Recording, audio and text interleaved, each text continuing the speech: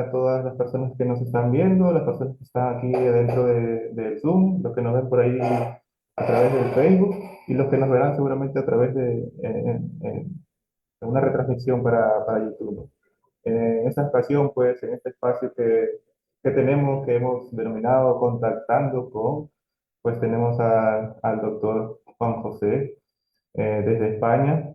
Él nos va a hablar, pues, un poco eh, sobre la terapia de aceptación y compromiso, el trabajo en grupos y en contextos públicos. Eh, Antes de empezar, pues yo solemos hacer una breve entrevista de unos minutos, en el cual nos permite conocer un poco más al ponente del día de hoy y me gustaría hacerte la primera entrevista, Juan José. Adelante. Bien, entonces, pues esta pregunta de iniciación debería ser una pregunta fácil, pero usualmente ya las personas que han pasado por aquí nos han dicho que es una pregunta muy complicada. Y pues quería preguntarte quién es Juan José Ruiz. Bueno, pues Juan José Ruiz es una persona que está ahora mismo en su ciclo vital, por llamarlo así, cercana a la jubilación profesional. De hecho, me tenía que jubilar en este mes de marzo y pedí la ampliación por un par de años más, por diferentes circunstancias. Entonces, digamos que laboralmente en el contexto de la vida pública. Es decir, Juan José Ruiz Sánchez en el contexto público es una persona que está en su etapa final profesional. Etapa final me refiero en relación a una entidad, a una organización y a un sueldo mensual, por llamarlo así. Y, y bueno, personalmente, pues diría que la pregunta es difícil, claro, pero no me voy a dejar llevar demasiado por el discriminativo de la pregunta difícil.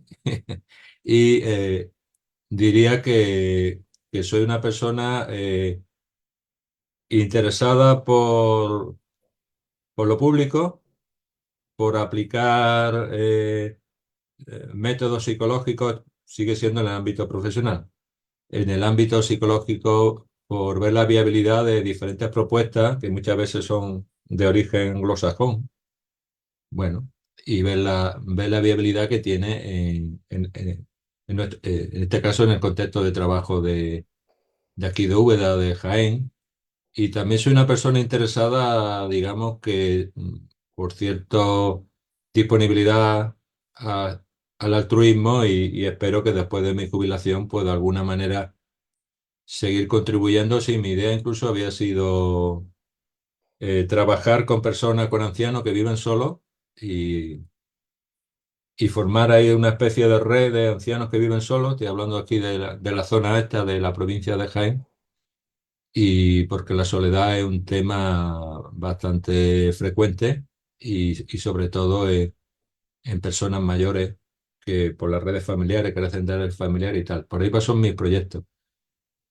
Bueno, y a nivel personal, pues padre de familia de dos hijos, mi hija es psicóloga también, mi hijo historiador del arte y también medio programador informático. Y bueno, pues felizmente casado y profesionalmente creo que mi mayor momento de plenitud porque me estoy dedicando a lo que me gusta. Dejé de hacer terapia individual, aunque comentaré en la exposición algo de la terapia individual, eh, por las condiciones en la pública de atención. Y creo que en la pública estoy convencido y además con datos que que los servicios públicos lo más eficiente en general. Habrá casos particulares en la terapia de grupo. Y eso es lo que quería transmitir a la audiencia, básicamente.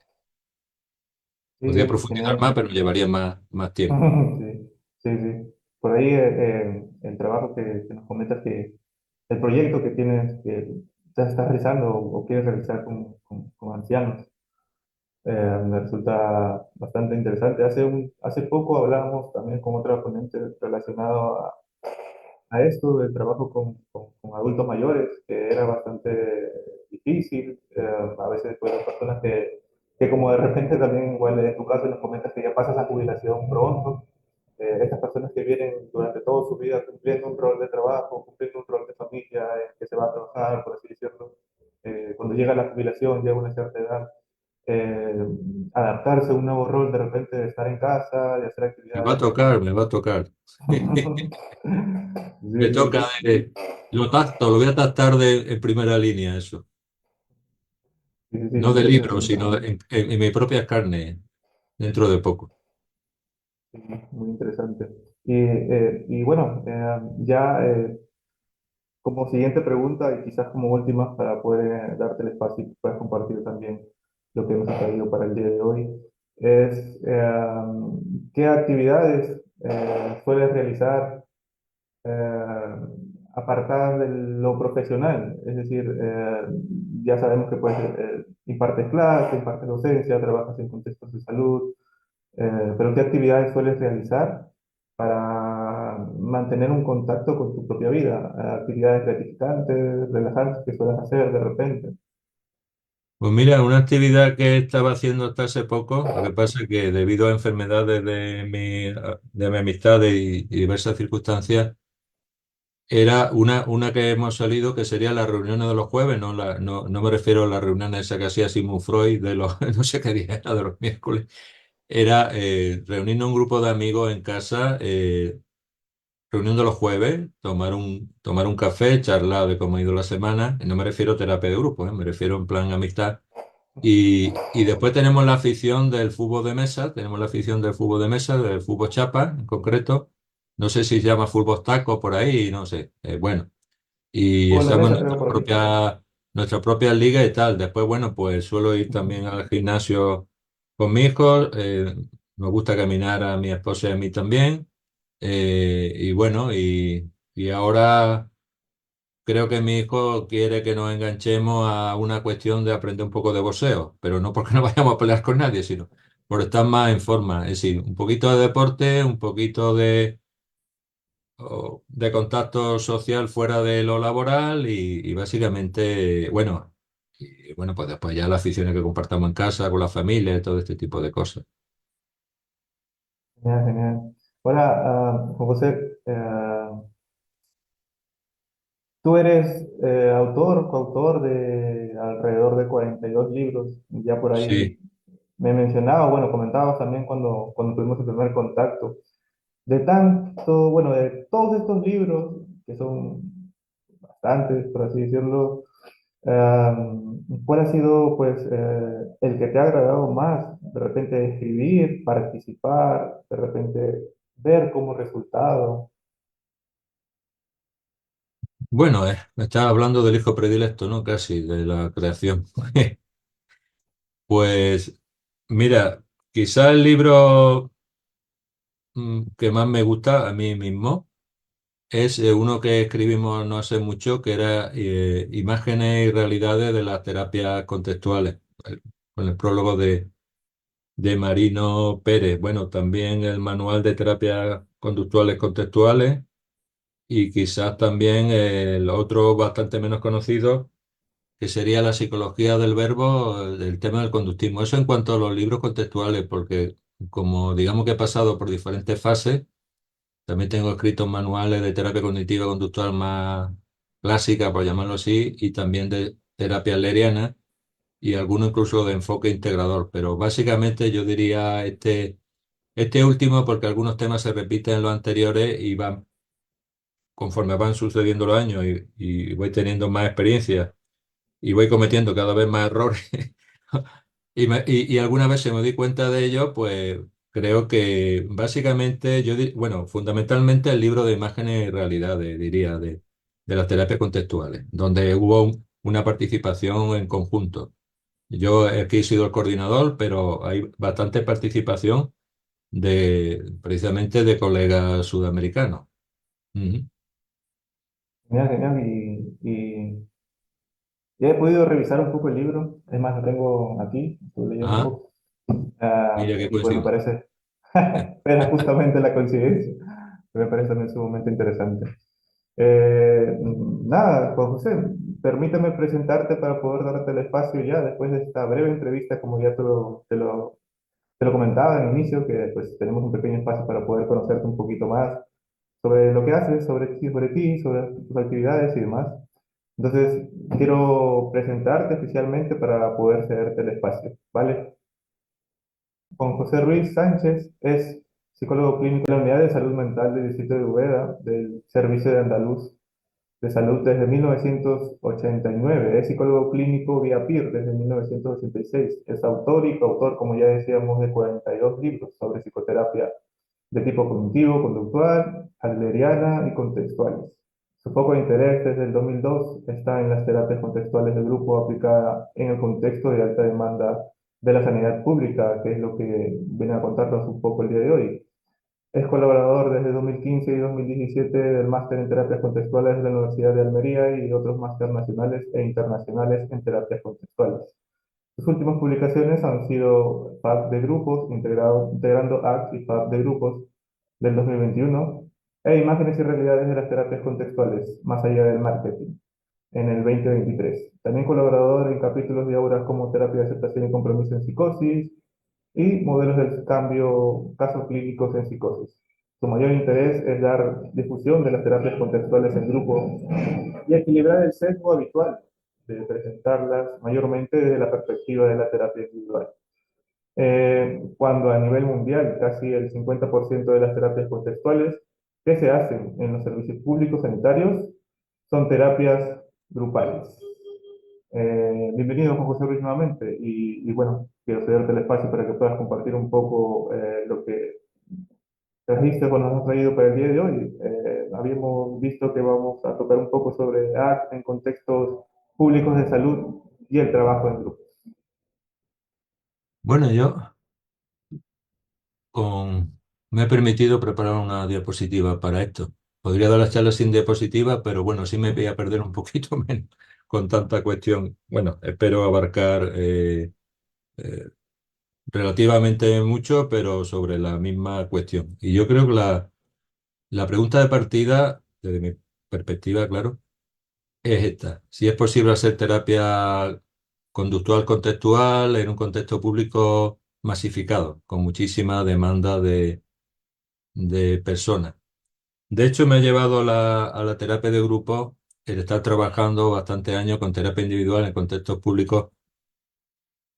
Pero yo empecé a experimentar hace ya varios años una especie de burnout o de estar quemado, porque atendiendo a una persona por un intervalo de 3, 4 semanas y a veces más, no estaba nada satisfecho con esa forma de trabajar y a partir del año 2002 aproximadamente empecé a trabajar con terapia de grupo.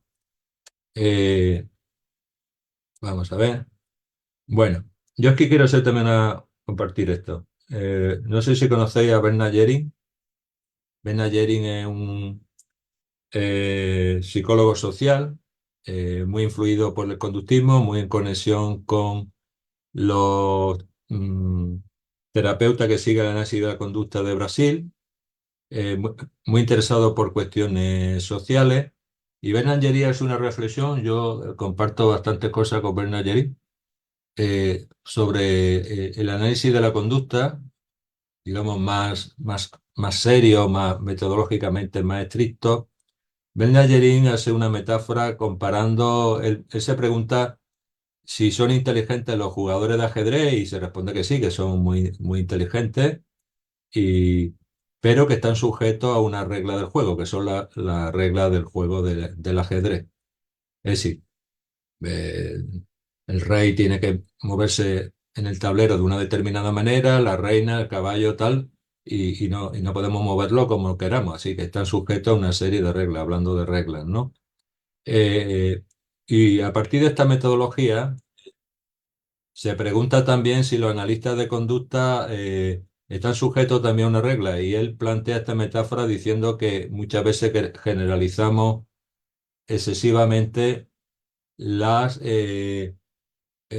resultados, siguiendo la metodología del análisis aplicado a la conducta, a cuestiones sociales. Y de hecho, Walden Dodd Skinner lo planteaba como una cuestión utópica, pero bueno, algunos se lo han tomado, digamos, de manera literal, y a veces se plantea si el análisis de la conducta podía resolver los grandes problemas humanos. Jering contesta que no, también porque está limitado a una serie de reglas, que es tener, digamos, una serie de variables controladas, aunque a veces algunos compañeros plantean el despacho como una especie de caja de Skinner, donde manejando los antecedentes y los consecuentes se puede modificar la conducta de una manera casi directa, digamos así, pero Jering responde, y yo también estaría, que la cuestión es bastante más compleja y que rebasa al propio análisis de la conducta y y él dice que ya llevamos bastantes años donde hay otras ciencias como la sociología o la antropología que nos pueden aportar conocimiento que la análisis de la conducta no contempla o no abarca,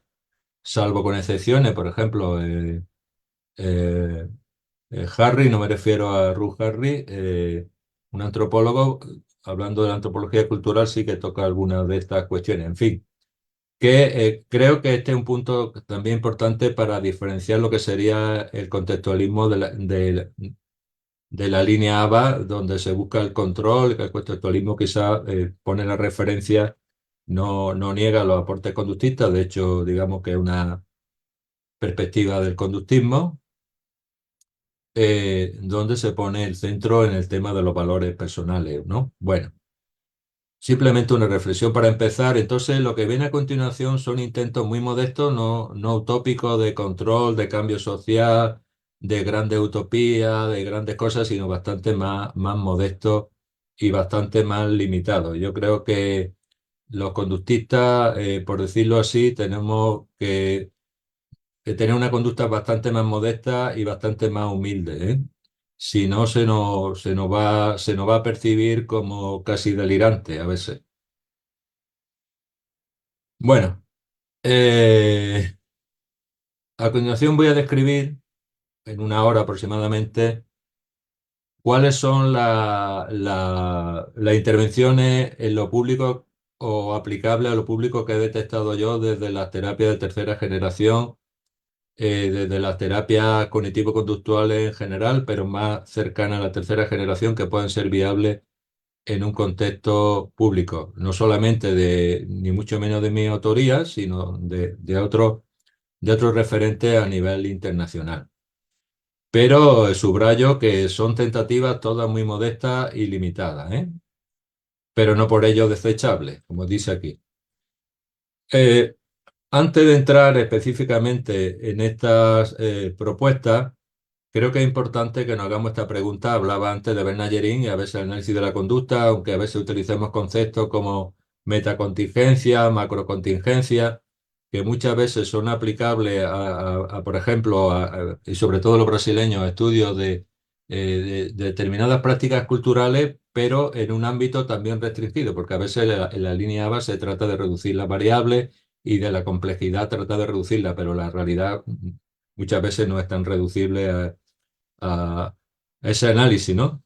Bueno, creo que es una cuestión importante y yo creo que a las personas que están escuchando y están viendo esta exposición, yo les pediría un experimento aquí ahora o cuando vean esta exposición muy sencillo, que es que escojan de su biblioteca tres libros de psicoterapia o de tratamiento psicológico de su preferencia. Sí, ¿cuáles son mis tres libros preferidos que tengo en mi biblioteca, ya sea en PDF o ya sea en papel, eh, que me gustan más?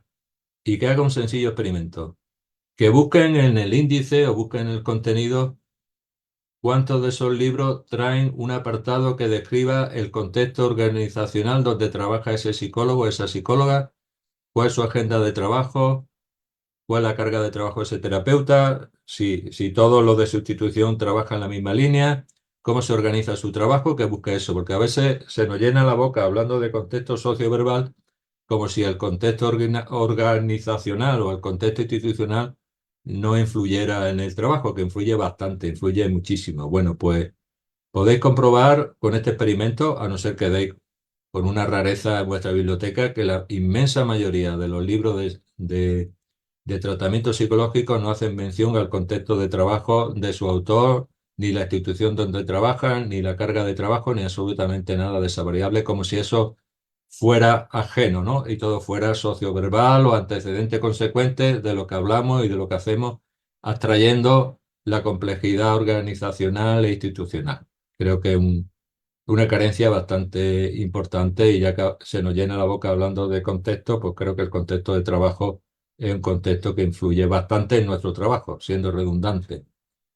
Eh, Aquí planteamos, muchas veces se plantea en muchos libros, incluso de análisis funcional de la conducta, el despacho como un espacio de contingencia discriminativa, donde nosotros, como si fuéramos ratones, por decirlo así, vamos a manejar antecedentes y consecuentes y según lo que nos vaya relatando la otra parte, y vamos a manejar esto cuando habitualmente podemos estar 45 minutos, media hora, y esa persona está inmerso en una red de contingencia diarias donde influyen un montón de cosas bastante más amplias que lo que planteamos en el despacho. No quiere decir que no podamos hacer nada en el despacho, no estoy diciendo eso, pero que seamos más humildes hasta donde llegamos con las personas. Salvo que trabajemos en una institución cerrada o en una donde tenemos a las personas ahí en esa institución a diario, una cárcel o un centro institucional, donde a lo mejor se pueden aplicar contingencias, pero claro, ahí la complejidad la reducimos. Es como si fuera una caja de Skinner, por llamarlo así, con todo más controlado, pero la naturaleza del comportamiento humano está atravesada por una gran cantidad de contingencias que a veces artificiosamente queremos reducir, salvo en este tipo de instituciones cerradas. Eh, y no digamos ya de la complejidad del lenguaje con todo lo que conlleva.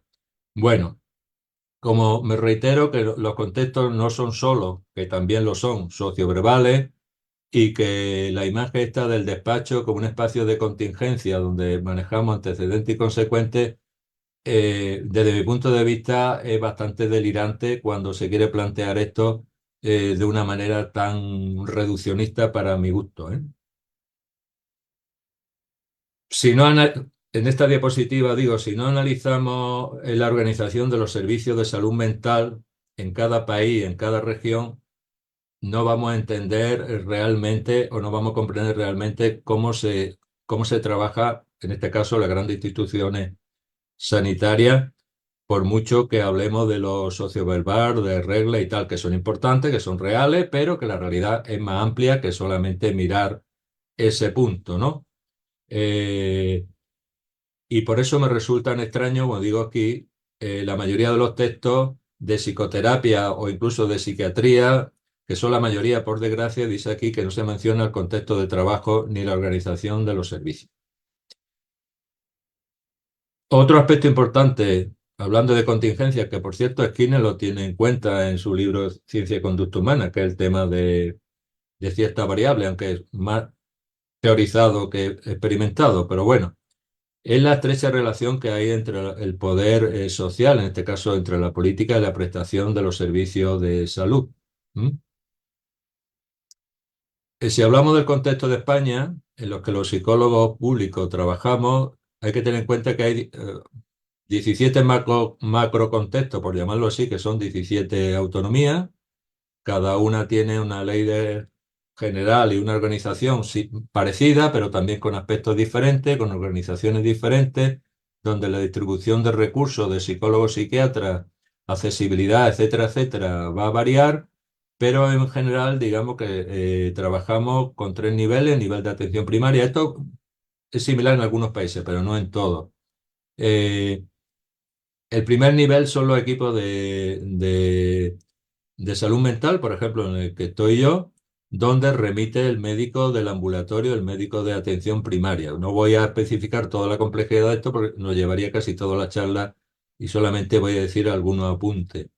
El 24% aproximadamente de la demanda al médico antes de derivarlo al primer nivel son de problemas psicológicos, ansiedad, depresión, utilizando etiquetas, topografía, eh, y una parte de esta demanda es derivada al primer nivel, al equipo de salud mental. El tiempo que tiene de atención el médico o la médico por atención suele ser, esto igual, este modelo es casi igual que el inglés, no exactamente igual, pero muy parecido al de Gran Bretaña. Un tiempo de atención por persona de unos 7 o 10 minutos. Después estaría, como he dicho, el nivel 2, que sería los equipos, no el nivel 1, me he equivocado, me refiero al nivel 2 somos nosotros, el nivel uno es los médicos de atención primaria, los ambulatorios, los centros, o los médicos o los pediatras, los médicos de familia o los pediatras. Y después estarían las unidades especializadas. Bueno, ¿qué problemas se han detectado en esta forma de trabajar? Pues por un lado hay una hipermedicalización de la demanda, es decir, casi todo el mundo sale con un psicofármaco en su demanda, ya sea de trastorno, entre comillas, utilizo nomenclatura médica, no me gusta mucho, pero bueno, desde problemática más leve a problemática más grave, España, de hecho, creo que es el primer prescriptor ahora mismo mundial de psicofármacos ansiolíticos y no sé si de antidepresivos también. Hay escasos recursos para problemática, entre comillas, más grave, el trastorno mental grave, pongamos aquí psicosis y otro tipo de problemática. Hay una demanda desorbitada con recursos siempre escasos en comparación de la alta demanda, con muchísimas listas de espera. Escasa coordinación entre los tres niveles, me refiero entre los médicos de atención primaria, el equipo de salud mental, los niveles especializados. Y después hay una política donde se trata de contener gastos más que de atender a la población. Y todo muchas veces referenciado a gerencia o a control desde los hospitales, más que algo que esté más cerca de la comunidad. Y por supuesto, también hay una psicologización y psiquiatrización de problemas vitales. Prácticamente todo lo que nos llega son problemas vitales. Le pongamos después la etiqueta que le pongamos, ¿no? Eh, España o los servicios sanitarios de España hicimos o hicieron o hicimos todo una mala gestión de la situación del COVID y según la OMS pasamos del puesto 7 al puesto 13 por lo mal que se hizo. Bueno, podríamos entrar en detalles sobre lo que pasó, pero bueno. El sistema, ¿por qué refiero el contexto español y voy a referir otro contexto? Porque toda la literatura que consumimos, o la mayoría de la literatura que consumimos en psicoterapia, una parte, claro, en el ámbito español proviene de ámbito de España, Argentina, Perú, etcétera, todos los países hispanoamericanos, y estoy referenciado los libros donde no aparece el contexto de trabajo, ¿no? Entonces, su sistema, ¿cómo funciona, no? El sistema inglés de Gran Bretaña, británico, bueno, inglés es una parte de Gran Bretaña, es igual que el español, son tres niveles, pero hay más peso que en el sistema español de los centros de la coordinación o acuerdo con centros privados, o digamos que hay una distribución o una mayor coordinación entre centros públicos y privados. Y un aspecto muy destacable que está recogido por el Colegio Británico de Psicólogos es que promueve abiertamente una concepción no biologicista de la psicosis. Esto es muy importante, ¿eh? Una concepción no biologicista de la psicosis. De hecho, eh, Morri u otros autores que trabajan en terapia de aceptación y compromiso, si no son británicos, son de ascendencia británica o australianos y que tienen, digamos, este sesgo, en este caso positivo, de entender la psicosis como algo, como una problemática, no una enfermedad de origen biológico, sino como una problemática vital sujeta a una serie de contingencias o de factores sociales, factores personales, factores culturales, etcétera. Bueno, el contexto de Estados Unidos, que es, digamos, que el gran proveedor de las terapias de tanto de ABA, me refiero a análisis aplicado a la conducta, como todo lo que nos nutrimos, de la teta que mamamos, todo, por decirlo así, mayoritariamente, cuál es su contexto real de trabajo y no ese absorto y nulo descripción que aparece en sus textos, salvo honrosas excepciones a los cuales haré mención a continuación. Es un sistema muy fragmentado, muy costoso y en general carente de eficacia para la mayoría de la población, salvo para clases sociales adineradas y que puedan pagarse unos seguros privados a veces bastante costosos. Se ha intentado por diferentes momentos políticos de desarrollar lo que sería un sistema de atención pública generalizada de atención primaria, pero el mayor peso se ha puesto en las especialidades y en el control de gastos. El tema de los seguros tiene un peso muy importante en el trabajo. De hecho, Los seguros han influido mucho en la psicoterapia basada en la evidencia, porque los seguros quieren que lo que se haga a la gente, evidentemente, sea efectivo para no gastarse más dinero de la cuenta. No estoy diciendo que sea malo ni bueno, simplemente estoy describiendo el peso de los seguros en cómo se plantea la psicología y la investigación, ¿eh? Bueno, eh, hay una polarización entre los grandes centros de atención hospitalaria, como decía antes, especializada, y un mayor peso y un menor peso de lo público, donde, entre comillas, se atiende a la población general e incluso más desfavorecida. De hecho, si habéis visto la película del Joker, cuando es atendido por la terapeuta, creo que era una trabajadora social, y en estos niveles muchas veces los terapeutas son trabajadores sociales y el psicólogo, si tiene la suerte de trabajar en privada, me refiero en este contexto, pues puede trabajar a lo mejor con 3 personas al día y después tiene una reunión con las trabajadoras sociales una vez a la semana para coordinar ese trabajo con las personas más desfavorecidas, que no estoy hablando ahora en términos morales, simplemente en términos descriptivos, ¿no?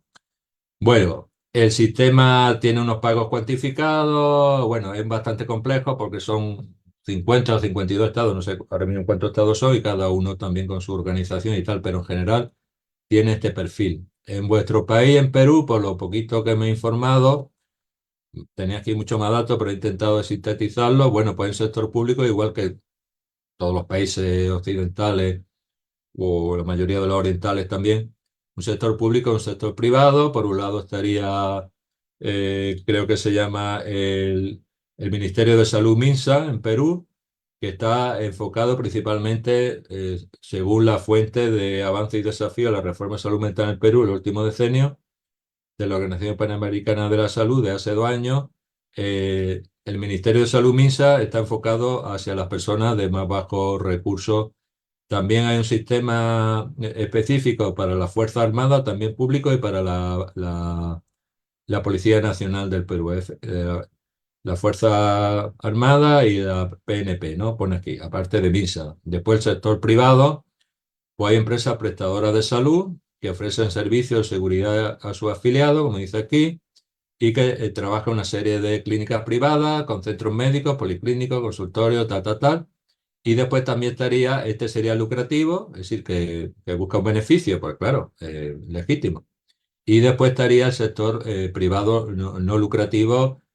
Bueno, esto también ha sucedido en España antes de la reforma psiquiátrica, donde había un desarrollo importante de voluntariado. Bueno, todavía también existe y hace un papel importante, por ejemplo, Cáritas y otras organizaciones, servicios de salud parroquiales que se financia a través de aporte de terceros.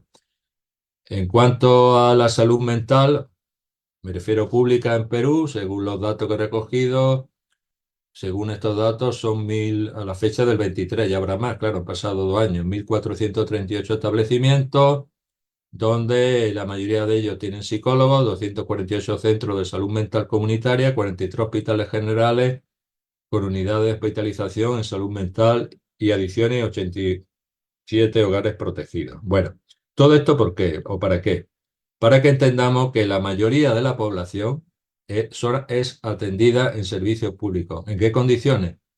En las condiciones que se establecen en la organización de esos servicios y la situación social de ese momento del país y política.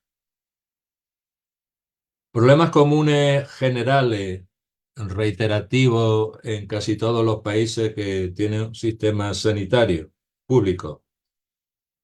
Pues a veces hay una tendencia a una gestión de los dineros, de los recursos, del poder del dinero. Como diría Skinner, el dinero es un reforzador bastante generalizado y con bastantes implicaciones. Bueno, pues muchas veces se organiza esto con una mentalidad economicista, incluso en lo público, con la contención del gasto, desde los hospitales, con un enfoque hospitalocéntrico más que basado en las necesidades de la población. Esto es reiterativo en casi todo Occidente y Sudamérica también. Hay un peso importante por ejemplo, de la laboratorio de los psicofármacos, sino recordar lo que pasó con la vacuna del COVID, por ejemplo. Bueno, pues en psiquiatría también, menos que en otra área, pero también. Y de los seguros privados.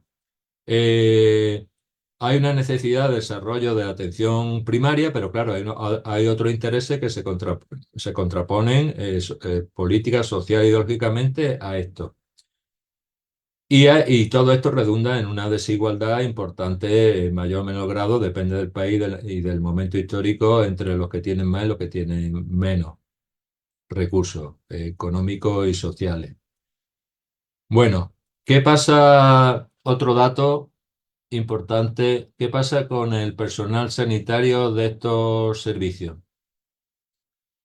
y con la gente que llega a estos servicios? Pues una consulta muy saturada, con poco tiempo para atender los casos. Y entre los propios profesionales de la salud mental, eh, médicos, enfermeros, psicólogos, psiquiatras, trabajadores sociales, terapeutas ocupacionales, etcétera, se estima, y hay estudios multinacionales, internacionales de esto, que el 30 o 40% de los propios profesionales sanitarios presentan problemas emocionales graves, importantes, entre comillas, de depresión, consumo de tóxicos y de acción suicida. Y se ha visto también, sobre todo en el COVID, que contar con una red de apoyo, tanto dentro del equipo de trabajo, donde la gente no se sienta tan sola en sus despachos, hablamos otra vez de los despachos, y tenga una buena red de relación de comunicación con los compañeros, es fundamental para salir a flote en este contexto de trabajo y no ahogarnos con esta demanda o con esta reiteración de problemas, etcétera. El trabajo en equipo es fundamental. Refiriéndome a los modelos anglosajones, que no me voy, por el tiempo, no me voy a detener excesivamente, comenzaré anglosajones y también aporte hispanoparlantes. Hablo aquí desde España, por lo menos, los que yo conozco. Supongo que también tendréis ahí iniciativas, seguro que sí. Voy a hablar de 9 enfoques, seguro que hay más. El primero, que partía de la segunda generación, desde Gran Bretaña, lo cual esta autora, Lee David, que es médico de atención primaria, es médico de cabecera, trabaja en un centro de atención primaria, ha desarrollado un programa junto también al Colegio de Psicólogos, donde apostaron fuertemente por implantar la terapia cognitiva conductual de segunda generación en todos los niveles asistenciales debido a los datos que tenía recogidos sobre su eficacia, independientemente que después la eficacia la haga desde los modelos de diagnóstico y toda esa historia. Pero bueno, y esta mujer tiene una página y tiene una serie de publicaciones y un trabajo activo donde trata de enseñar a los médicos, en el escaso tiempo que tiene, que son visitas de 10 minutos, para trabajar con el usuario los problemas emocionales, los problemas conductuales, los problemas relacionales, como queramos llamarle, los problemas psicológicos de las personas que le consultan, desde el enfoque este de los 10 minutos.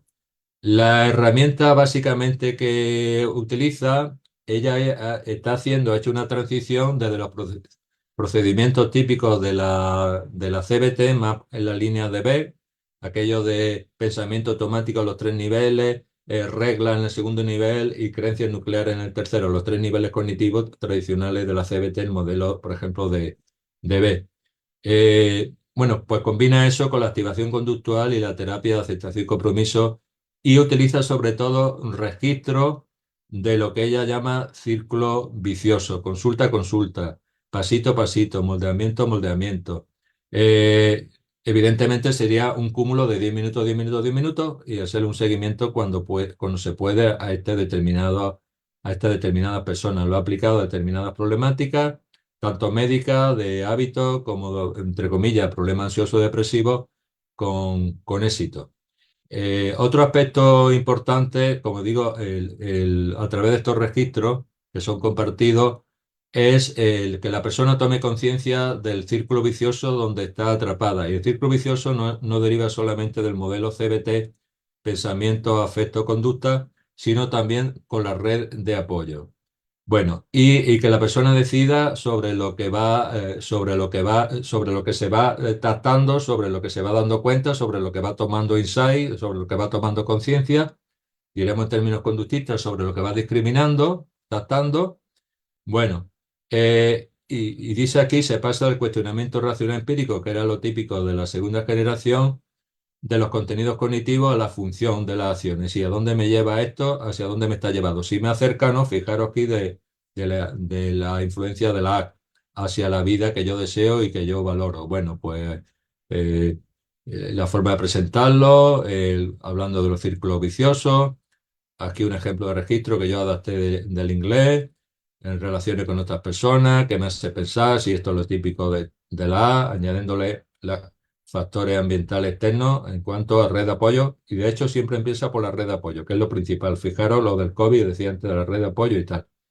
Bueno, ¿y a qué lleva esto? Y si lo acerca o lo aleja, y después trabajaría con la alternativa también utilizando estos círculos viciosos, en este caso círculos más sanos o interacciones más sanas. Lo estoy tocando ahí por encima. Otro modelo, este proveniente más de Estados Unidos, que se hace más desde una interconsulta, son equipos que están insertados en atención primaria y que ha desarrollado la esposa o la pareja de, de Strohal, que es uno de los autores de referencia de la terapia de aceptación y compromiso, que es Patricia Robinson, que es el modelo de atención primaria que tiene una influencia muy fuerte de la FAS y de la combinación de la FAS de Colin Bersay y de la terapia de aceptación y compromiso y que se está aplicando, sobre todo en el ámbito anglosajón, pues se trata de una consultoría conductual y de una interconsulta donde el médico de atención primaria, cuando detecta una problemática psicológica, emocional, relacional, como queramos llamarle, conductual, pues llama literalmente a este equipo para que haga esa interconsulta e intervenga. De hecho, si podéis poner Patricia Robinson y Kyria Strohal, veréis vídeos, se puede poner también castellano, en español, traducidos de esta interconsulta que hacen en diferentes dispositivos, tanto hospitalarios como de atención primaria. Ellos crean un equipo, también tratan de fomentar lo que ellos llaman el concepto de florecimiento, que es un concepto de un holandés, que no recuerdo el nombre, que es muy parecido a la flexibilidad psicológica y que los patrones de flexibilidad psicológica, aunque algunos lo critican, que es concepto intermedio y tal, pero bueno, sea trasladable a tanto las relaciones del propio equipo que forma esa red, eso que llaman algunos libros contextuales, lo prosocial, y que se trabaje todos estos aspectos de contacto, de comunicación, de no sentirse solo los profesionales. Por cierto, esto ya lo hicieron los psicoanalistas con los grupos Balin, que eran reunirse, digo los psicoanalistas porque a veces lo desprestigiamos excesivamente y tienen también un recorrido en la pública bastante importante en algunos sitios, sobre todo en Gran Bretaña, y a veces hablamos desde el total y absoluto desconocimiento desprestigiando otras posturas, ¿no? Y ya tienen los grupos Balin donde se reunían los médicos de cabecera, los médicos de atención primaria que tenían problemas con con los pacientes, con los usuarios, problemas de relación y hablaban entre ellos de esos atascos y cómo sacarlo, que después aparece lo contextual de otra manera como Dennis Tier, que es un autor que habla de los grupos de supervisión de dentro a fuera o incluso los grupos Portland tienen elementos de esto tan lejanos o tan cercanos como los grupos Bali. A veces hablar de desconocimiento es una verdadera temeridad, sobre todo para criticar otras corrientes. Bueno. Todo esto desde, no me voy a parar mucho.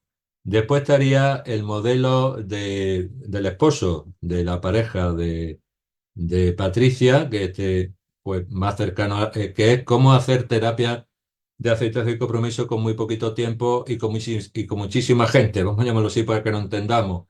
Él dice que la mayoría de las consultas en la pública y muchas veces en la privada no pasan de las tres consultas, así desmonta eso de un montón de consultas, así que la media, según muchos estudios, dice que la media que le dura a la gente, que nos duran los, los pacientes, los usuarios, los clientes, cada palabra no tiene sus connotaciones. A los psicólogos o a los psiquiatras no son mayor de tres consultas. Claro que tendréis gente con muchas más consultas, pero digamos la media mundial, por llamarlo así.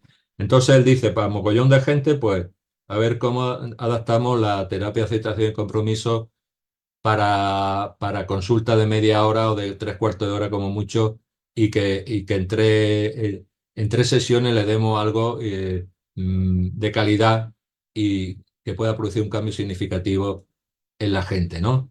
Pues tiene, bueno, hace una reflexión porque alguna gente se atasca y otra no en salir adelante, bueno, y todo esto pues ya lo relaciona con la RFT, con las contingencias y todo este tipo de cosas que supongo que ya conocéis. Compara esto con otra terapia breve, la terapia estratégica, y dice su propuesta es más efectiva, con datos. Después habla por qué la gente se ataca, y bueno, ya entraríamos ahí el tema de funcionamiento del lenguaje, la relación arbitraria, la insensibilidad a contingencia, que a veces es criticada, que dicen algunos que eso no existe, en fin, la rigidez y por qué la gente se termina atascando debido al propio funcionamiento del lenguaje humano y también de las contingencias socioculturales, que a veces se quedan en regla, pero a veces también los sistemas hacen que la gente se atasque, ¿no? Listas de espera, dificultades de acceso, organización de los servicios, no solamente las contingencias socioverbales, que también las otras, aunque las otras son difíciles de modificar por uno mismo y necesitamos un prosocial a veces para intervenir y modificar cosas de mayor calibre contingencial.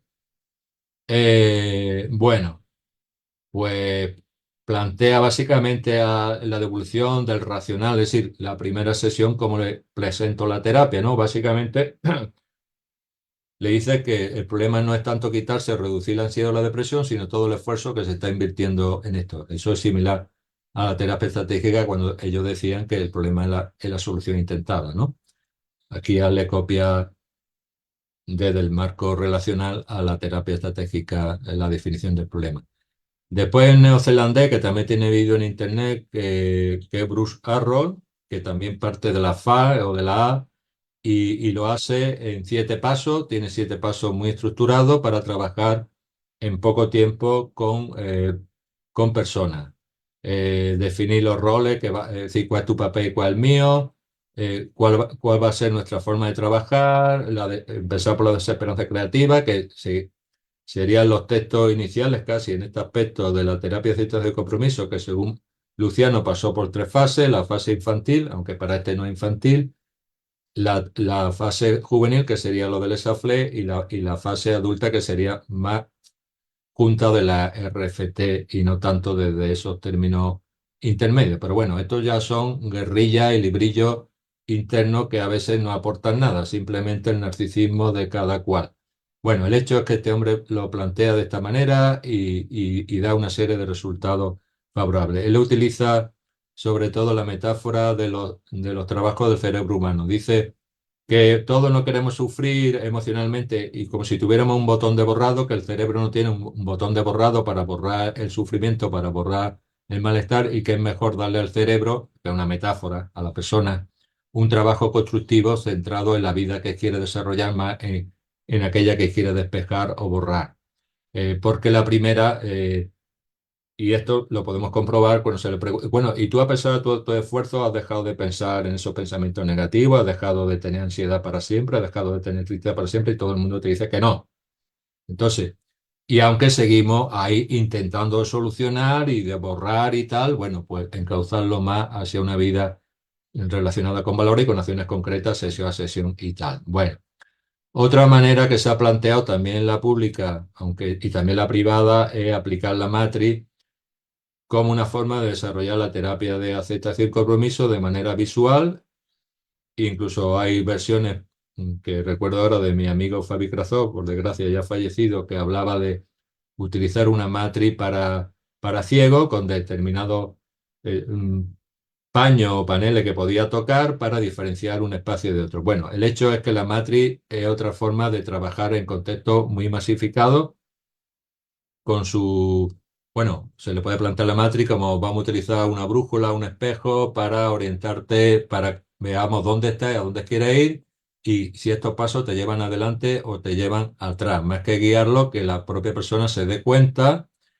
Yo observador, conciencia, insight para otro, autoconciencia, en fin. Y para trabajar en consulta masificada también vale todo esto, evidentemente vale también para el contexto privado, por supuesto. y cómo trabajar con estas referencias visuales o sensoriales para hacer las tres discriminaciones que se habla aquí. La de uno, que es diferenciar diría Skinner, la conducta regida por reglas de la conducta regida por contingencia, en fin, lo que pensamos y lo que experimentamos y aquello que nos acerca y nos aleja, y después darnos cuenta de esto como observadores. Y no quedarnos tan pegados a los contenidos. Sí, yo observador versus yo contenido y tal. Bueno, eso hablaría ya más, incluso lo que diría Luciano de la fase adulta con la RFT. Pero bueno, por cierto, no hay estudios que demuestren que la fase adulta es más efectiva que la fase juvenil o que la fase juvenil es más efectiva que la base infantil. Me refiero al desarrollo de A. Cuando haya estudios que digan que una forma de proceder es más efectiva que otra y no suponer cosas, pues habrá que tomarse esto en serio. Aunque si hay algún estudio, por ejemplo, de Francisco Ruiz, que dice que determinados protocolos pues funcionan, que también son datos importantes. Pero bueno, es una cuestión en debate y que hay ya datos que a lo mejor apuntan a que determinada forma de hacer terapia contextual es más efectiva o ayuda a más gente que menos. Después, modelo hispano parlante, pues es un libro de referencia de Luis Valero y Juanjo Macías, que viene a ser una extensión de la propuesta de Callaghan. La de Kires Troja, que dije más arriba, es a ser afocalizada, mientras que la de Callaghan o la de Luis Valero, la de Juanjo Macías, incluso la mía, es combinar la FAC de Colin Bersay con la A, y se puede combinar de muchas maneras, ¿no?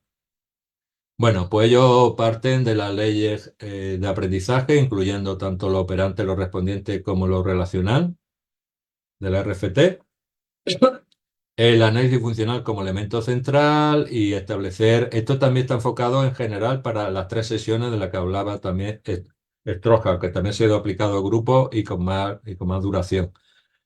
Y aquí lo he aplicado, y esto es aplicable tanto a contextos públicos como a contextos privados, ¿no? Bueno, tienen también una modalidad que no es exactamente grupo, que es la modalidad de taller grupal, y hay aquí estudios, bienestar psicológico de empleados de una empresa agrícola, bienestar psicológico en estudiantes de instituto, bienestar psicológico de mujeres maltratadas, ¿no? Bueno, y mi propia propuesta, que también va en una paralela a la de Luis y a la de Juanjo, pero aquí he hecho yo serían secuencias de hora y media. Durante los primeros 45 minutos los empleamos más para el componente A, por decirlo así, y los últimos 45 minutos para el componente FA, o al revés, porque se puede también variar, incluso volcar más en uno en otro según la dinámica del grupo. Diferencia con otras intervenciones grupales de otro contexto, aplicarlo a muchísima gente, donde los miembros del grupo empiezan a adoptar un papel de coterapeuta, de observadores del resto de los compañeros y a devolverles sus progresos, sus avances CCR1, CCR2 y las interpretaciones funcionales o aproximadamente funcionales que hacen de esas personas. Como se dijo el compañero en la introducción, fuera del ámbito anglosajón, el 50% de la terapia estrella, que sería la terapia de citas del compromiso, digamos, la más difundida o la más famosa, el 50% de las intervenciones son básicamente grupales a nivel mundial fuera de los Estados Unidos. La mayoría de los textos que consumimos son de terapia individual, pero la realidad no es esta fuera de ese ámbito.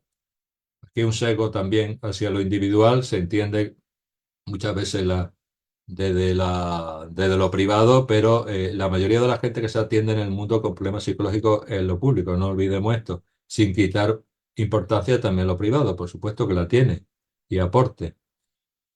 Hay evidencia que las terapias de grupo en general, independientemente que sean de contextuales, incluso psicoanalíticas, que también estudios, que dicen que las terapias de grupo son iguales de efectivas, hablo en contextos públicos, que las individuales, pero más eficientes, es decir, se requiere menos tiempo para lograr los mismos objetivos que las terapias individuales. De hecho, yo a las individuales las dejé de lado completamente, también porque la institución me lo ha permitido, porque hubo un momento que no me lo permitía, ¿eh? Hablando de lo que uno quiere hacer, de lo que puede hacer en función de cómo se establezca la organización y los poderes del momento. El 72%, estos son estudios de la Asociación Norteamericana de Terapia de Grupo, que engloba un montón de multitudes, incluyendo las cognitivos-conductuales. El 72% de las personas grupal mejoran respecto a no hacer nada, no tratarlo, ¿no? O incluso al tratamiento habitual. Aunque dice aquí que depende del grupo, del entorno y de la problemática. Bueno, aquí pone diagnóstico. ¿Qué más cosas sobre esto de los datos? En algunos casos, los grupos pueden ser incluso más eficaces que la terapia individual gracias a la reducción del estigma y la solidaridad que las personas experimentan en presencia de sus iguales. Es otro dato. Evidentemente los datos están sesgados por mí, eso no hay duda, igual que cualquier dato que se presente de lo que nos dé la gana. Bueno, pues ahí tenemos estudios que con diversas problemáticas transdiagnósticas, pues yo paso un puñado de la etiqueta, no voy a mezclar niños con adultos, salvo que sean un grupo de padres y niños, intervenciones de 12 sesiones, incluso con altas después, que son 3 meses, una por semana, con altas de 3 meses, aunque puedas repetir el grupo después, a la larga son más efectivas que en mi contexto de trabajo público que la terapia individual, casi el doble de efectiva. Yo diría que mis datos iniciales eran 40-50%, casi al azar, cuando veis individuales, una persona 3-4 meses, y han pasado, también hay un 30% de abandono en los grupos, ¿eh? Abandono en todo. No se publican los fracasos, se publican los éxitos, no se publican los abandonos, y los abandonos y los fracasos son muy importantes para aprender de terapia, no solamente los éxitos. Se refuerzan los éxitos, los fracasos se evitan y así aprendemos bastante menos. Bueno, el hecho es que el 40% de cuando trabajaba individual, 40-50, al 80% de los que permanecen en los grupos, sí, el doble, en mis datos, ¿eh? Sesgado, claro. Bueno, más estudios de trastorno de personalidad, ya conocéis, de la DBT, que está a caballo entre la segunda y tercera generación. Tengo mi duda que sea tercera generación, segunda y tercera, pero bueno, ¿qué más da? El hecho es que ayuda a un montón de gente y a reducir la ideación suicida, los síntomas depresivos y comportamiento para suicida. Y después también en el campo de la recuperación de la psicosis, donde se combina con la terapia individual. Y muchas de estas intervenciones de Eric Morri y tal, que es un famoso de la terapia contextual, incluso de mi amigo y compañero eh, Juan Antonio Díaz, se hace en la pública. Factores principales para hacer una terapia de grupo, así ingredientes de la pizza, por decirlo así, de la masa. Pues los factores comunes, que, independientemente del modelo de psicoterapia, si ya no en la parte A, las tres discriminaciones que hacía antes, y las conductas clínicamente relevantes de intimidad del componente FA y después adaptarlo según la población específica. Los cuatro pilares, ¿no? Los factores generales, el componente A, el componente FA y el componente tipo de grupo, de la problemática o sí, sobre todo la problemática que se va a tratar. Y más que problemática, incluso sectores de población, si son niños, si son adultos, si son ancianos, si son personas con experiencias psicóticas, si son personas con experiencias neuróticas, por llamarlo de alguna manera. La forma que tengo habitualmente, he dicho, los 3/4 de hora para uno y para el otro componente que se puede invertir, o incluso podemos ser uno de una y otro de otra, dependiendo de la dinámica de ese momento del grupo. Se evita excesivamente hablar, no como la charla esta que habla hasta por los codos, y se aprende haciendo y utilizar sobre todo lo experiencial más que las indicaciones, las reglas verbales. Y una cosa que me pasa a mí y a casi todos los terapeutas es que nos vamos mucho de la aquí a ahora y nos vamos mucho en la explicación.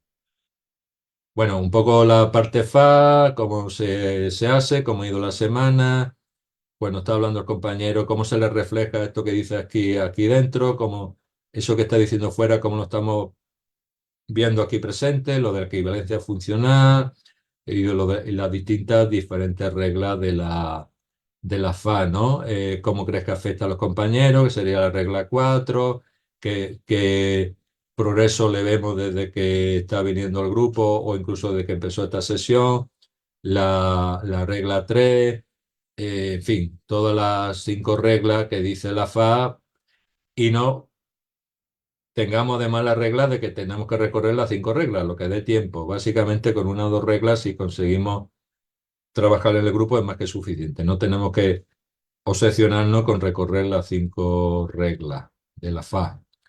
Adaptaciones para diferentes tipos de población, con padres, si trabajamos con grupos de padres, ya sea con su hijo, si son más grandecitos y se pueden estar en ese mismo espacio, o con niños solos, con los padres es muy importante diferenciar las metas que quieren conseguir de los valores, porque los valores no es algo que se consiga no al tirón, sino que digamos que es la música de fondo que nos acompaña en este baile de entrar con los niños, diciendo muy metafóricamente.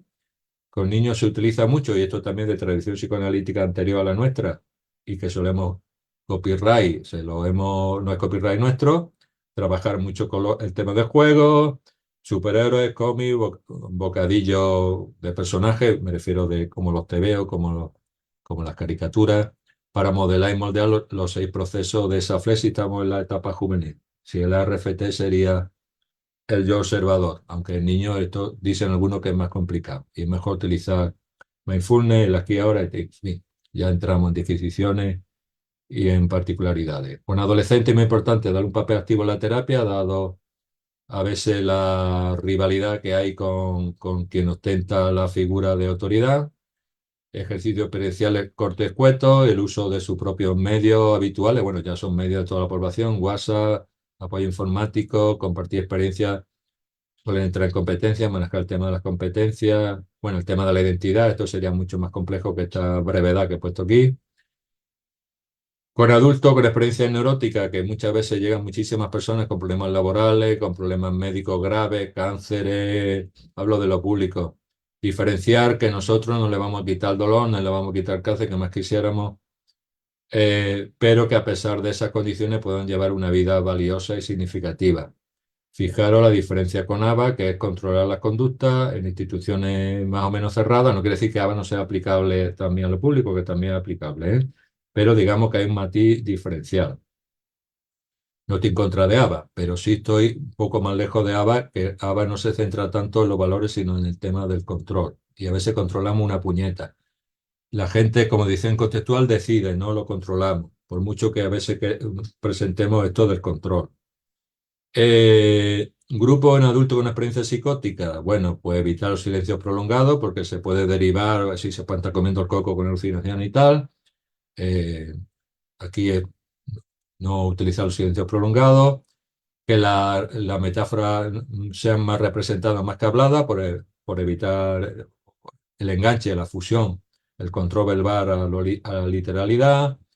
En fin, adaptar al nivel de funcionalidad, tanto de análisis funcional como en nivel de deterioro, muchas veces derivado de los antipsicóticos, del propio aislamiento y falta de contacto de la persona. Bueno, Juan Antonio, el que ha aludido, habéis hecho alusión en los libros de terapia de situaciones de compromiso en psicosis, llevar la A y otras intervenciones conceptuales a la experiencia psicótica de manera integrada. Eh, las personas con experiencia psicótica tienen diferentes niveles de deterioro funcional y diferentes funciones de sus síntomas. Bueno, esto lo sabemos ya por la análisis funcional. Atender ese deterioro a sus valores fundamentales. Después en debate con análisis funcional si tiene que ser molar o tiene que ser molecular.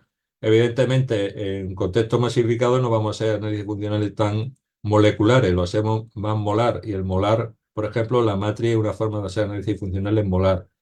Mientras nos ayude, si trabajáis en individual, con consultas distanciadas en la pública, olvidaros de análisis funcionales molares, salvo que esté en una institución cerrada, con puertas cerradas, donde la gente no pueda salir o esté ingresada en una unidad donde se pueda hacer quizá un análisis más molar. Pero en una cruzada por tanta dinámica social abierta como el equipo, eh, inviable. Entonces hay que hacerlo más molar porque las condiciones, el contexto varía.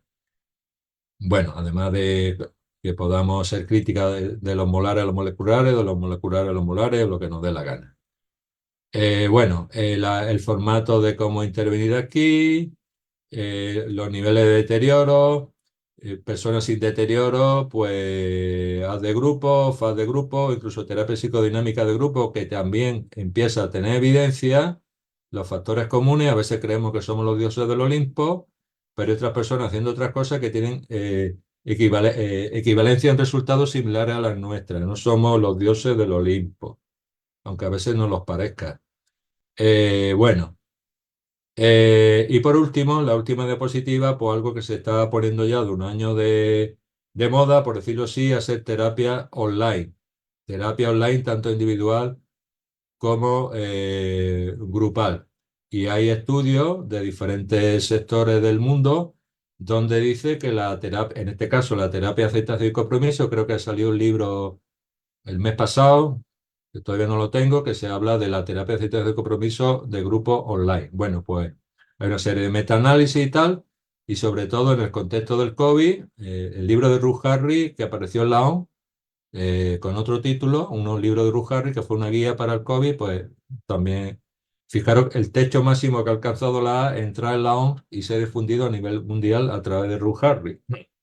Bueno, pues ahora hay estudios sobre la difusión de metaanálisis sobre la terapia de aceptación y compromiso y otras terapias por vía telemática e internet para llegar a mucha población. Y esta era la exposición a toda prisa y acelerado que he hecho, dejándome un montón de cosas en el tintero sobre lo que quería transmitir.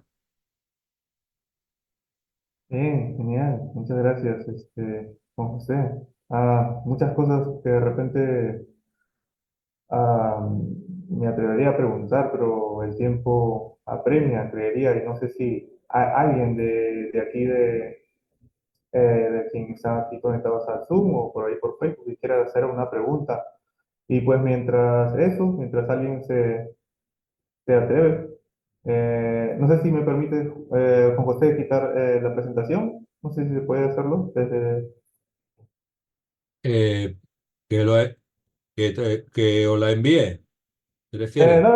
que la saques de pantalla, si es posible, para Ah, que la poder... cierre. Vale, vale, que cerré Ah, la presentación. A ver, dejar de compartir. Ahí. genial, genial, genial. Ahora sí. Eh, y nada, decía que de repente, mientras de repente alguien quiera hacer alguna pregunta,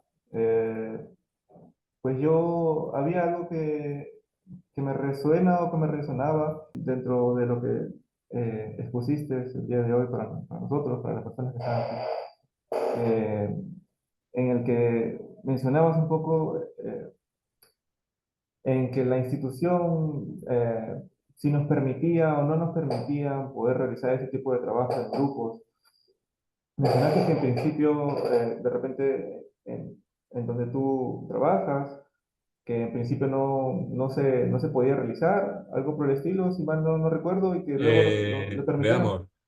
Conté con la presencia de un coordinador de equipo que era psicólogo, por cierto, donde me planteaba que un grupo equivalía a un paciente, bueno, ya aquí llamamos paciente, a un usuario, y que si yo, por ejemplo, hacía un grupo equivalía a uno, y si yo tenía ante agenda de 8 personas al día, que eran 8 personas, pues yo tenía que ver ese grupo más las 7 personas.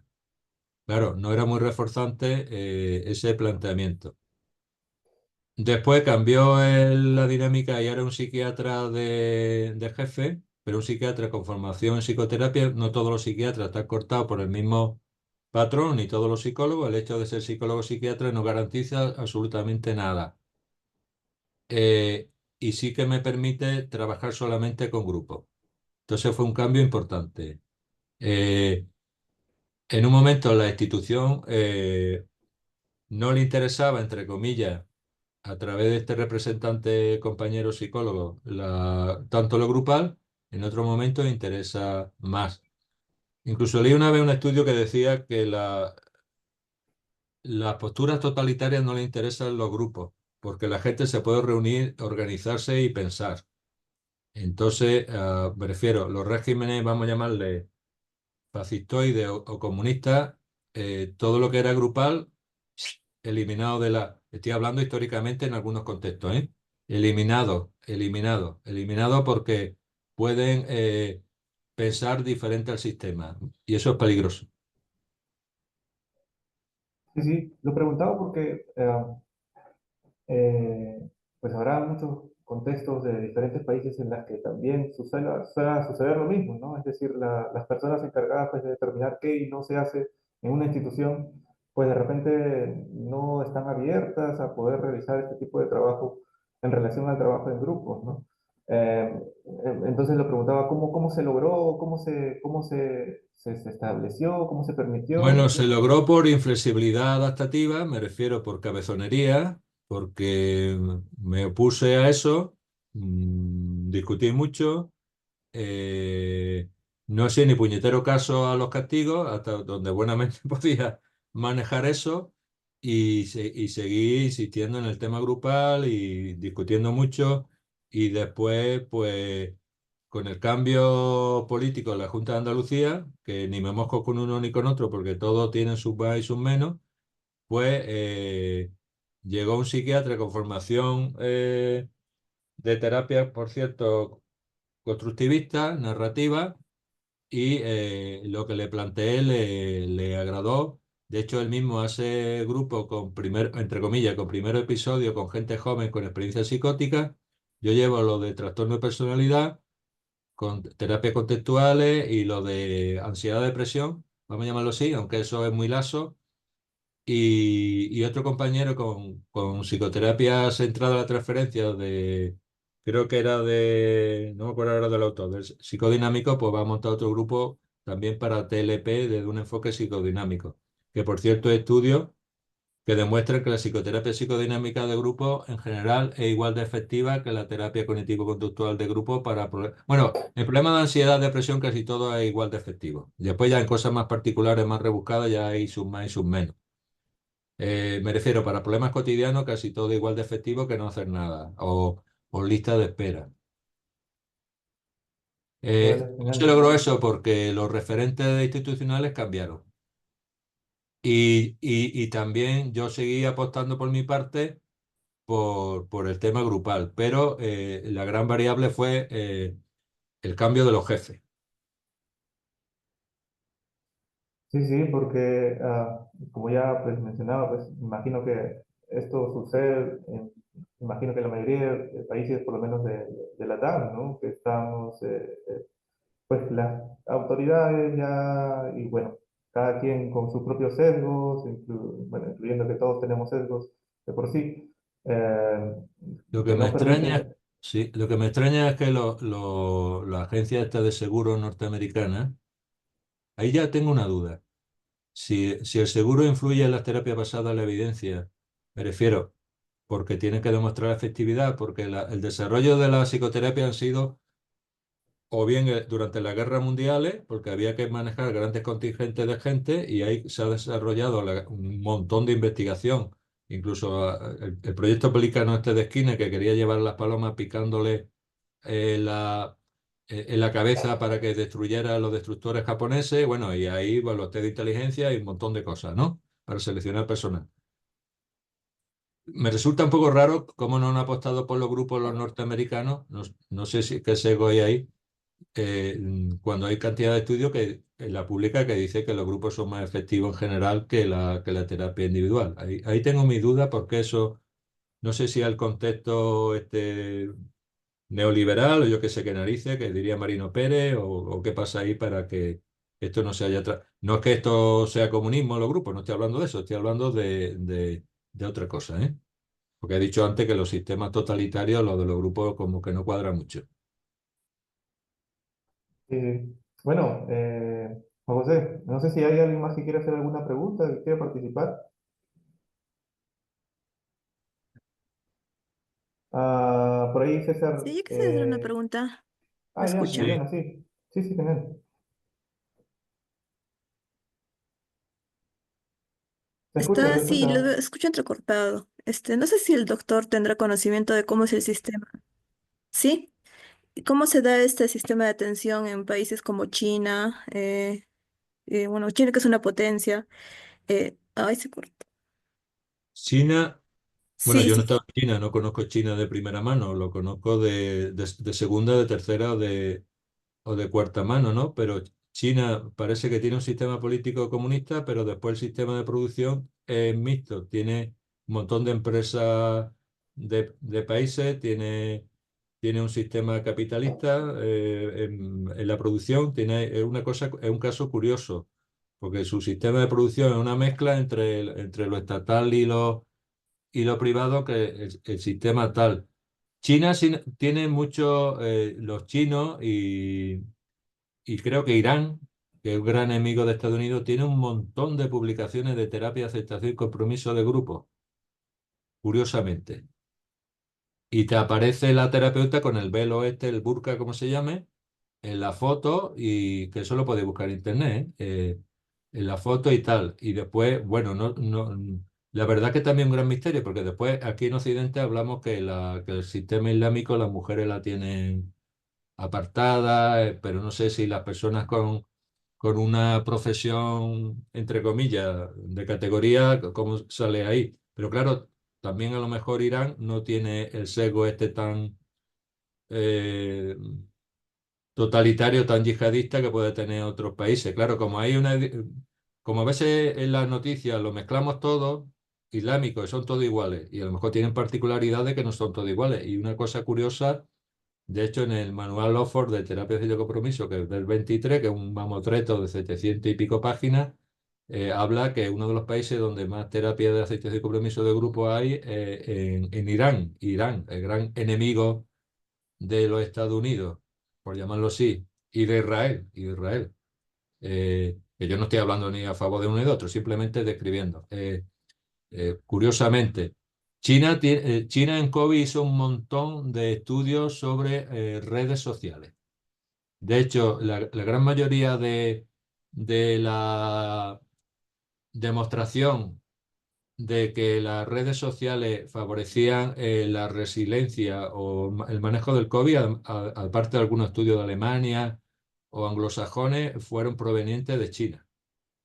Entonces, como no vivo en China, yo lo que veo, eh, no lo sé, pero el sistema de China, por lo que conozco, es políticamente todo muy centralizado, pero económicamente un poco ahí mixto o medio mixto. De hecho, casi todos los ordenadores que tenemos son con micro de China, ¿no? O de por ahí, o de esa zona, ¿no? Creo.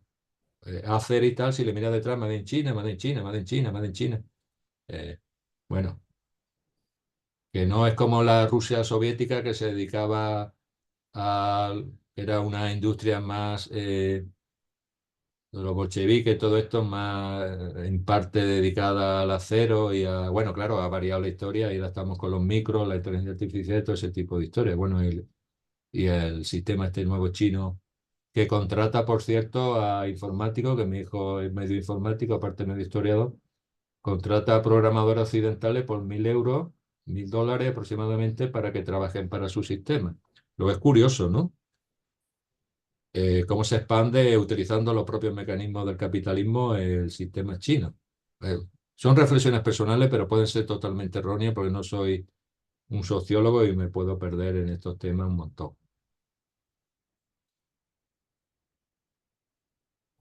Por Gracias, ahí, profesor. César, Eh, por ahí César preguntaba y mencionaba, ¿no? Dice, entonces, ¿un paciente que va a terapia grupal tendría similares resultados si fuera solo a terapia individual? En las mismas condiciones, me refiero, si son 12 sesiones, vamos a ver, estamos hablando genérico, ¿no? Estamos hablando genérico. Pues hay personas que no quieren ir a grupo, no la vas a meter en grupo con calzador, ¿no? Entonces, en general, las mismas condiciones, 12 sesiones una vez por semana, los resultados serían similares. Ahora bien, si la pública las sesiones son de media hora, en un grupo, por ejemplo, hoy hemos hecho un grupo de 15 personas. Había 5 psicólogos y 15 personas. 15 personas, multiplícala por media hora. ¿Cuántas media horas son? En hora y media ves 3 personas. En hora y media hemos atendido a 15 personas. Las posibilidades de que sea más eficiente, eficaz, idem, en general, según los estudios ACPA, Asociación Norteamericana de Psicoterapia de Grupo. Que no sé si barre o sesga, pero son los datos que hay ahí. Tampoco sé si los datos, eso de la evidencia, también tienen su sesgo. Bueno, el hecho es que sería igual de eficaz, pero más eficiente. Hablo general. Después hay particularidades que dicen, mira, esto es más efectivo en este contexto que lo grupal, etcétera, etcétera. Tampoco he dicho que la propuesta grupal era modesta, no que tengamos soluciones para todos, ni, bueno, la utopía esa descartada. Bien, Ni que en todos los contextos lo grupal sea una regla que haya que aplicar y que haya que hacerlo pues, necesariamente y obligatoriamente. Porque están todas, claro. de los 9 modelos que he presentado, muchos eran o individuales. Por ejemplo, la FA de Stroja era modelo individual, la de Robinson era una mezcla entre grupo, individual, interconsulta, en fin, depende del contexto de trabajo, de la organización de trabajo y de la política institucional que sea predominante en esa organización sanitaria pública. Por ahí, de repente, nos mencionabas en tu exposición un poco cómo es el trabajo, cómo se trabaja en grupo, pero yo quisiera preguntar de repente, ah, ¿cómo en sí es que se lleva en la terapia en grupo? Es decir, cada persona tiene un rol particular, está el psicólogo, el terapeuta, y cada persona tiene un rol particular. ¿Cómo se ve en sí, en realidad ese trabajo? Bueno, hacer terapia de grupo se puede hacer de muchas maneras. Básicamente yo planteo que la terapia de grupo es para, bueno, vamos a ver. Yo tengo un rol, digamos, organizador del grupo para que el espacio de grupo sea un espacio de trabajo. Y cuando digo de trabajo, cuando yo he estado solo, cuando hay ya mascoterapeutas, las posibilidades son mayores porque enganche o fusiones mías, a veces yo no me di cuenta, el coterapeuta se puede dar cuenta, me la puede advertir o empezar a hablar o intervenir. Yo he estado durante muchísimos años trabajando solo porque el resto del equipo no se interesaba por los grupos. ¿Eh? Yo he sido un poco contracorriente en ese aspecto, pero mi papel junto al de los compañeros somos organizadores, llamarlos facilitadores. Si quieres, es crear un escenario para que los actores, que son ellos, hagan su papel de actores y que ese papel de actores le lleven de un punto a otro. Pero básicamente yo planteo que el grupo es un espacio para darnos cuenta de dos cosas. En qué estamos enganchados, pillados, decimos aquí en Andalucía, atrapados, que nos aleja de ser el tipo de persona que queremos ser, llevar la vida que queremos ser, incluso en situaciones muy malas o muy adversas. Es decir, para que nuestra vida tenga un propósito, que no engancha para alejarnos de ese propósito. Y el otro aspecto es que somos seres sociales y que muchos de los problemas que tenemos tienen que ver con las relaciones interpersonales, sería la parte FA, y que el otro aspecto es lograr una mejoría de la comunicación, primero entre los que estamos aquí y ver cómo eso, qué aprendizaje nos llevamos de cada sesión para transferir a la vida diaria. Muchas veces nos cuenta el problema de la vida diaria y volvemos a la esquí ahora. Bueno, esquí ahora cuando estás contando esto, que experimentas, si te quedas pillado en esto, ¿a qué te lleva? ¿Cómo crees que está? Bueno, ya seguimos la regla FA, ¿cómo crees que está afectando lo que estás planteando a tus compañeros? A tus compañeros, ¿cómo le afecta? Le podemos preguntar a ellos qué te dicen de vuelta. Y en tu vida diaria podría pasar, estoy hablando más de la parte FA, podría pasar algo similar, algo así.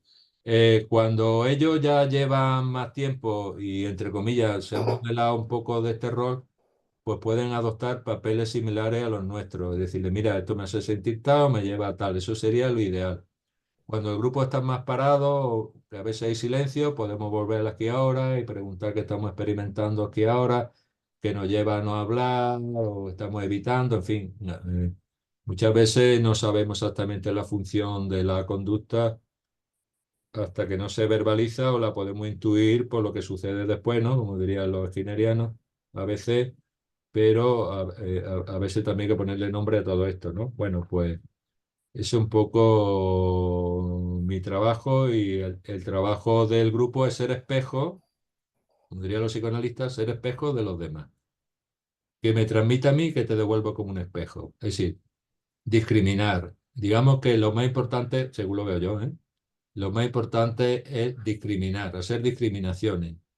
Esto me lleva a esto, esto me lleva a esto, que tiene que ver con el decir funcional, pero discriminar, reforzar, moldear las discriminaciones, el darnos cuenta, eso que llaman los psicoanalistas insight de otra historia, pero darnos cuenta y discriminar y actuar de manera diferente en base a esa discriminación y reforzar, darnos cuenta y actuar de manera diferente. Lo estoy diciendo así a grosso modo.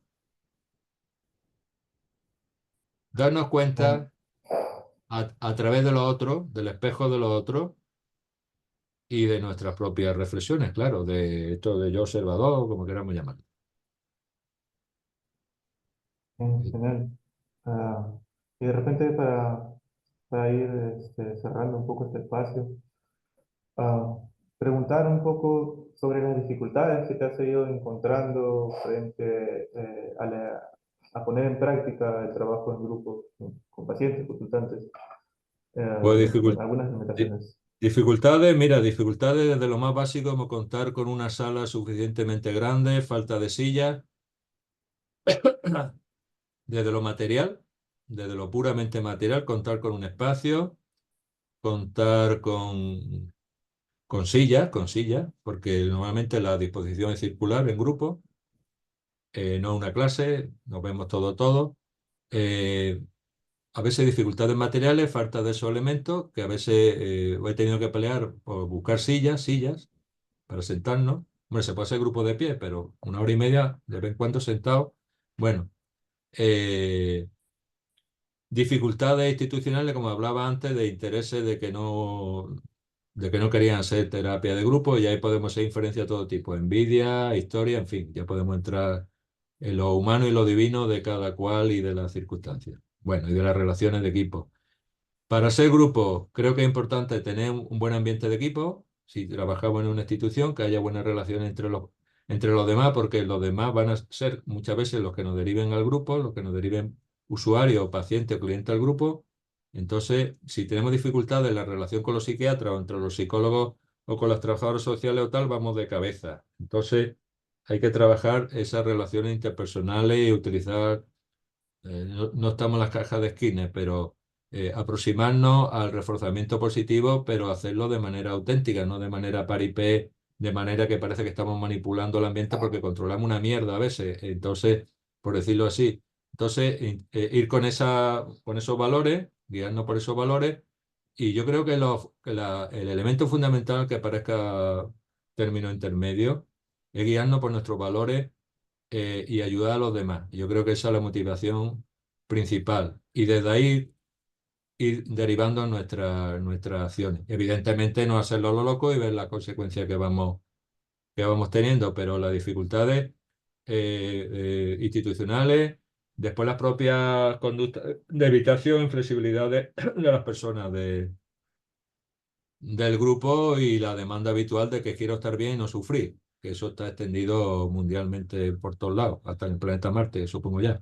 Entonces, pues, desmontar eso desde otra perspectiva, pues es complicado porque es ir un poco contra corriente. Y después también, un mismo paciente o mismo usuario puede ser visto por varias personas a la vez. Imaginaros, nosotros estamos en esa dinámica y el psiquiatra a lo mejor que le está viendo está en la dinámica de eliminar el síntoma. Estamos como con dos influencias diferentes, o el médico de cabecera le está dando otro tipo de mensaje, la trabajadora social otro tipo de mensaje. Entonces, si podemos poner nuestra forma de trabajar y los otros que no tienen por qué compartirla, por lo menos la respetan y no nos saboteamos mutuamente, pues mejor que peor. Bien, ¿y cómo has trabajado eso? Porque, pues, Pues por suerte tenemos reunión de equipo y, y estamos exponiéndonos a decir lo que hacemos cada uno y lo que queremos hacer, y creo que estamos contribuyendo a que haya un respeto por la diferencia, que es lo mismo que ocurre en los grupos también con personas con diferentes perspectivas. Eh, no he escrito sobre eso hasta ahora, cómo hacer esto de manera más, tener una metodología.